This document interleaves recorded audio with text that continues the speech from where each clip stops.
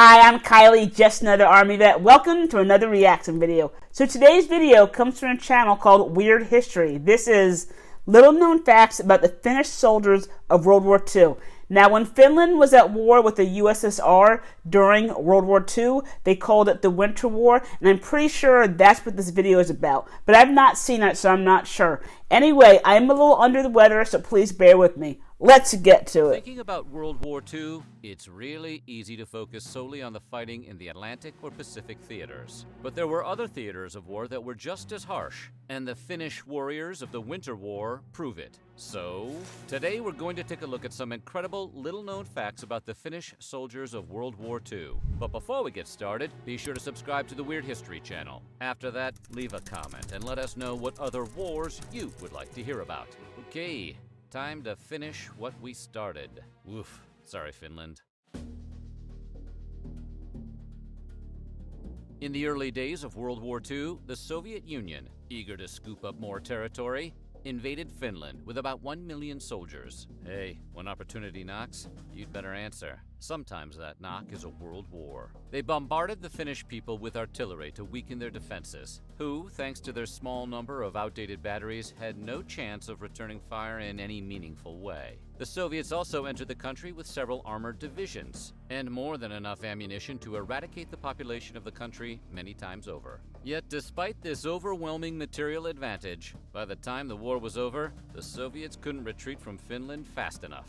The Winter War would last less than a year, but it resulted in more horrors than other entire regions saw during the duration of World War II. For even though they were facing an overwhelming invasion force from a militarily superior enemy, the Finns stayed and fought to defend their homeland with little more than grit and determination on their side, and extreme cold. Never underestimate the power of bad weather. They stopped at nothing to beat their enemies. Self-destruction, gruesome improvisation, and psychological warfare were all parts of their guerrilla campaign to stop the Russian invasion. So, if memory serves, this war actually started for them in 1939. And if you think about some famous soldiers of this war, think of Simo Häyhä. I think that's how you say his name. He is also known as White Death, but he is one of the world's most famous and most successful snipers. He is to Finland what U.S. Navy SEAL Chris Kyle is to the United States. I did react to a video on him, and I'll link that down below.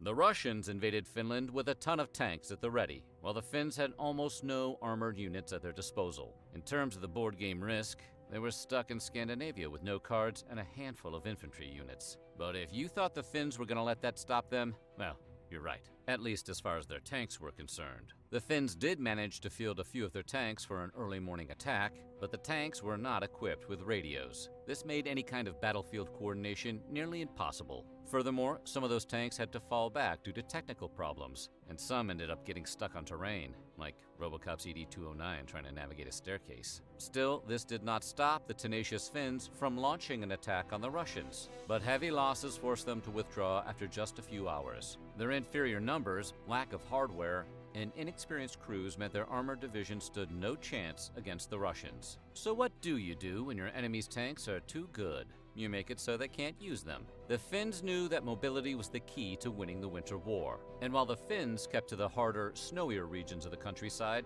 the Red Army had to stick to the roads on account of their tanks and trucks. Should have brought more ATVs. Knowing that with all of their heavy equipment, the Russians would have to use the country's infrastructure to move around, the Finns simply destroyed it. In the autumn of 1939, the Finns destroyed as many roads and bridges as they could in anticipation of the Russian invasion. They also tried to tear down any structure that would be able to house their troops from the cold outside. Another cool thing they did was they actually built fake tree lines that they would put in the middle of the road. That way, when planes were actually scouting, they would get confused on why they were seeing trees in the middle of the street. The Finns went even so far as to make entire towns unlivable by poisoning drinking water and booby-trapping areas with mines. Their strategy worked, and Soviet troops suffered from the first day of the invasion. But wrecking the place wasn't the only tactic the Finns used against Russian tanks.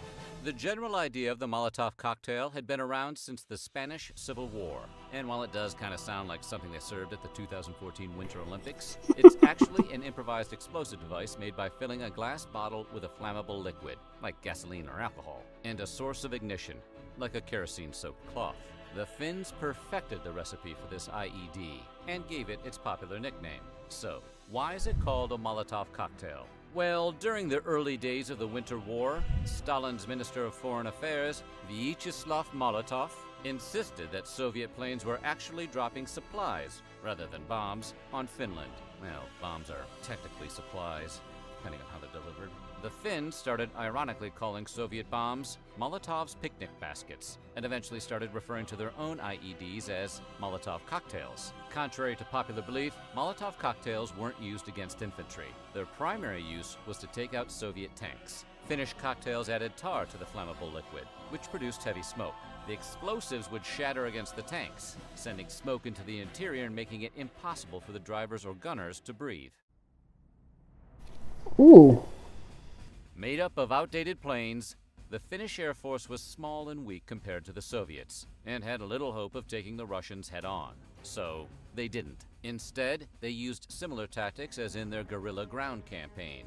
The aircraft, of which there were far too few, were typically only used in a defensive capacity, or to conduct precision attacks on small formations. This strategy proved to be extremely effective. All in all, the FAF, including bombers, fighters, and reconnaissance planes, flew about 5,900 combat missions during the war, and shot down 190 enemies, losing 47 of their own planes in the process. That's roughly 4 Russian planes eliminated for every Finnish one. Not too shabby for a ramshackle Air Force. Well, that is very impressive. Wow.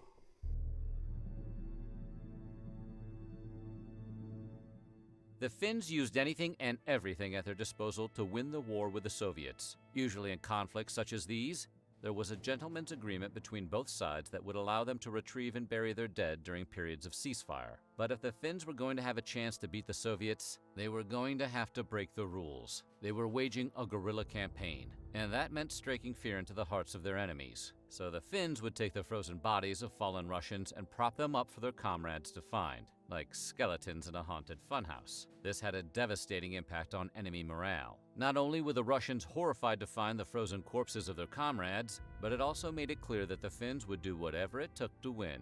But despite enduring these frightening tactics and sustaining heavy losses, the Soviets were absolutely determined to break the Finnish lines. One thing about guerrilla warfare is that there's not really any rules, so.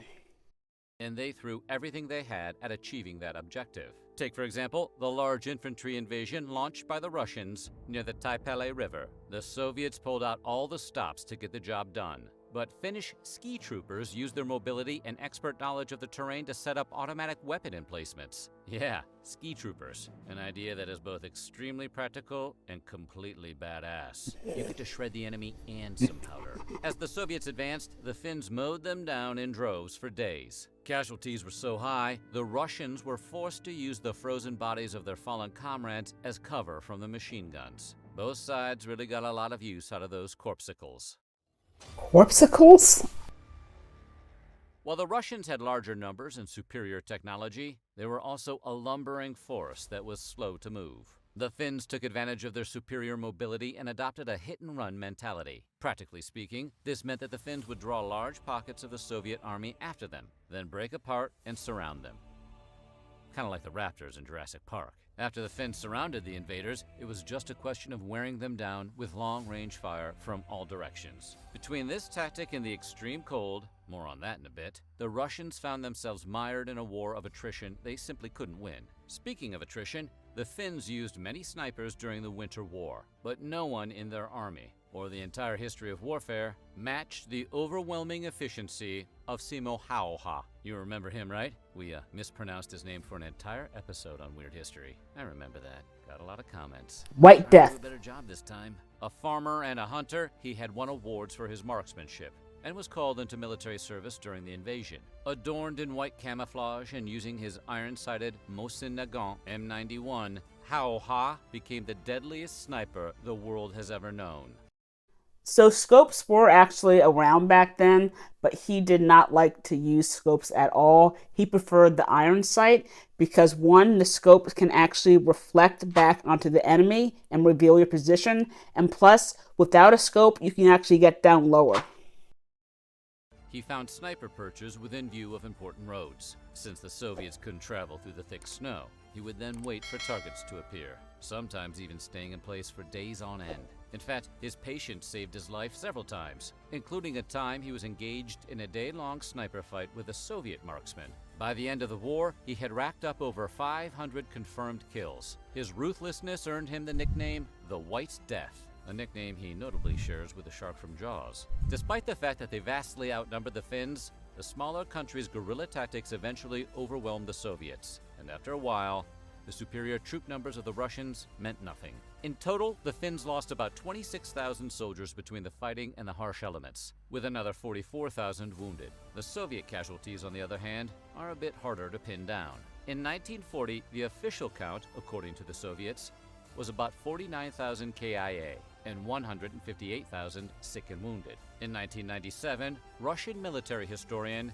Grigory Krivosayev put the numbers at about 127,000 KIA, or MIA, and 189,000 sick or wounded. Historian Pavel Petrov claimed in 2013 that the Russian State Military Archive confirmed approximately 167,000 dead or missing. This means that almost half of the Soviet army was wounded or killed by an enemy force less than half their size, with much worse equipment. Wow. One of the biggest tactical mistakes the Germans made was invading Russia and staying for the winter. So you'd think the Russians themselves would know enough not to make the same exact mistake. But they didn't. In fact, they committed pretty much the exact same blunder in their invasion of Finland. Maybe they figured that as Russians, they were immune to the cold, like polar bears or the deadly ninja Sub-Zero. The winter between 1939 and 1940 was especially unforgiving. Oh, I think that's awesome. He was able to name drop Sub-Zero in the video. If you know who that is and where he's from, then please drop that in the comments. With temperatures plummeting to negative 45 degrees Celsius during mid-January. Imagine trying to do anything in those conditions, let alone sit in a trench. The weather also caused some serious problems with Russian machinery. The lubricants in vehicles froze, which meant that the car-reliant Red Army lost mobility. Artillery also became harder to operate, as the fluid in the recoil system began to freeze as well. Basically, anything that could freeze, did freeze. Finally, it's worth mentioning that the soldiers who first fought the invading Russians were not officially part of the Finnish army. They were essentially an unorganized militia, defending against an attack comparable in scale to the Allied invasion of Normandy. They had shortages of equipment, ammunition, and even uniforms. Most were dressed in civilian winter gear, wearing skis and armed with their personal hunting rifles. And they fought off one of the fiercest world powers of the mid-20th century, permanently crossing Invade Finland off the Soviet Union's vision board. So what do you think? Which fact about the Finnish army did you find most impressive? Let us know in the comments below. So, Weird History is definitely an entertaining channel to watch. I mean, I really enjoyed that video, and I did learn a lot. I had no idea that there is such a difference when it came to all the casualties and all the equipment as well. I mean, that was just insane. This was definitely what I would call a David versus Goliath story. Anyway, if you enjoyed today's video, I would really appreciate a like and a sub. If you do want to check out that White Death video, I'll put it right here. Thanks for watching.